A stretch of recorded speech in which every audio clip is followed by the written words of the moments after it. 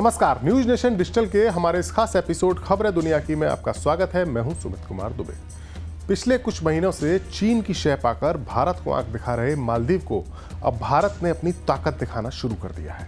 अपने मुल्क में मौजूद भारतीय सैनिकों की टुकड़ी को वापस भेजने की जिद पर अड़े मालदीव के नए राष्ट्रपति मोहम्मद मुइज्जू अब मालदीव में मौजूद भारत के एविएशन प्लेटफॉर्म्स को तो बरकरार रखने के लिए राजी हो गए हैं, लेकिन भारत ने अब मालदीव को अपनी ताकत का एक बड़ा नज़ारा दिखाने का फैसला किया है। दरअसल मुइज्जू सरकार ने अपने पोर्ट पर श्रीलंका के जासूसी जहाज को लंगर डालने की इजाज़त दी है, जो जल्द ही मालदीव पहुंचने वाला है। लेकिन उससे पहले ही भारत ने अपने और मालदीव के एक और पड़ोसी मुल्क यानी श्रीलंका में इंडियन नेवी की एक पनडुब्बी को भेजकर मालदीव के साथ साथ चीन को भी संकेत दे दिया है। हिंद महासागर में भारत की ही चलेगी और हिंद महासागर का सिकंदर तो भारत ही है। श्रीलंका के स्वतंत्रता दिवस के समारोह से पहले भारत की पनडुब्बी वहां पहुंची है। भारत की पनडुब्बी INS करंज 2 दिन तक श्रीलंका में रहेगी और श्रीलंका की नेवी उसका स्वागत कर रही है।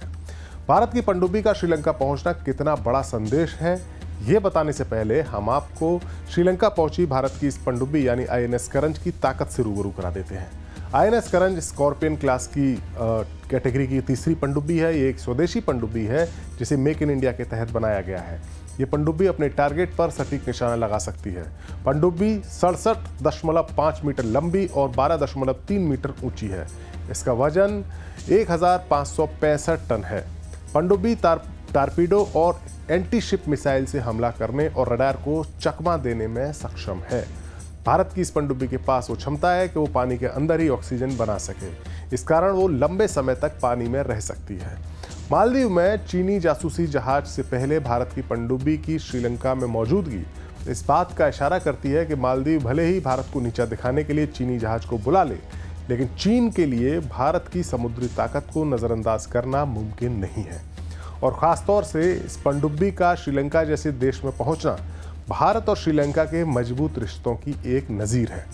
ये वही श्रीलंका है जो चीन के कर्ज के जाल में उलझा हुआ है और चीन इसका फ़ायदा उठाकर श्रीलंका के पोर्ट्स पर अपने जासूसी जहाज़ों को ठहराया करता था। लेकिन भारत के विरोध के बाद श्रीलंका ने अपने पोर्ट्स पर चीनी जासूसी जहाज़ों के रुकने पर 1 साल की पाबंदी लगा दी। यही वजह है कि चीन ने अब अपने नए दोस्त यानी मोहम्मद मुइज्जू के मुल्क मालदीव में अपने जहाज को रुकवाने का इंतजाम कर लिया है।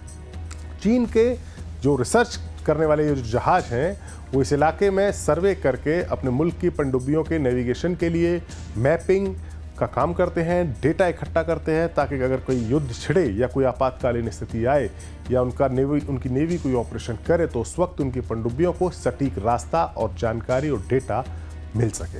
यही नहीं, चीन के जहाज सर्वे के अलावा जासूसी करने वाले इक्विपमेंट से भी लैस होते हैं और इनकी इलेक्ट्रॉनिक सर्विलांस की जो रेंज है, अगर वो श्रीलंका में रुकते हैं या मालदीव में रुकते हैं तो इनकी रेंज में साउथ इंडिया में मौजूद भारत की नेवी के कई बड़े ठिकाने आ जाते हैं। इसरो के भी सेंटर इनकी रेंज में आ जाते हैं। दरअसल हिंद महासागर वो इलाका है जहां चीन अपनी ताकत को मजबूत करने की फिराक में कई सालों से जुटा हुआ है। चीन के इंटरनेशनल व्यापार का एक बहुत बड़ा हिस्सा हिंद महासागर के समुद्री मार्ग से गुजरता है। चीन को इस बात का हमेशा खतरा रहता है कि अगर भारत के साथ तनाव बढ़ा और युद्ध जैसे हालात बने तो इंडियन नेवी हिंद महासागर में नाकेबंदी करके चीन के व्यापार और ख़ासतौर से खाड़ी के देशों से होने वाले एनर्जी इंपोर्ट की सप्लाई को ठप कर सकती है। लिहाजा चीन इस इलाके में अपनी नेवी के ठिकाने या नेवल बेस जिसे कहते हैं वो बनाने की कोशिश में जुटा हुआ है। इसी मकसद के तहत उसने पहले श्रीलंका पर डोरे डालकर उसे अपने कर्ज के जाल में फंसाया, लेकिन पिछले साल आए आर्थिक संकट के बाद श्रीलंका चीन की बजाय भारत के ज़्यादा करीब आ गया है। लिहाजा चीन अपने इस इलाके के एक और छोटे मुल्क मालदीव को अपना ठिकाना बनाने की योजना पर अमल कर रहा है।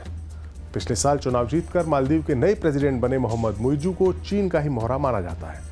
मुइज्जू ने परंपरा को तोड़ते हुए भारत की बजाय अपनी पहली स्टेट विजिट चीन की ही की और दोनों देशों के बीच 20 समझौते भी हुए। चीन से लौटने के बाद से ही मुइज्जू लगातार भारत विरोधी बयान भी दे रहे हैं। जाहिर सी बात है, मुइज्जू अपने मुल्क को भारत से दूर और चीन के करीब ले जाने के एजेंडे पर काम कर रहे हैं, लेकिन भारत ने अब मालदीव को ताकत दिखाना शुरू कर दिया है।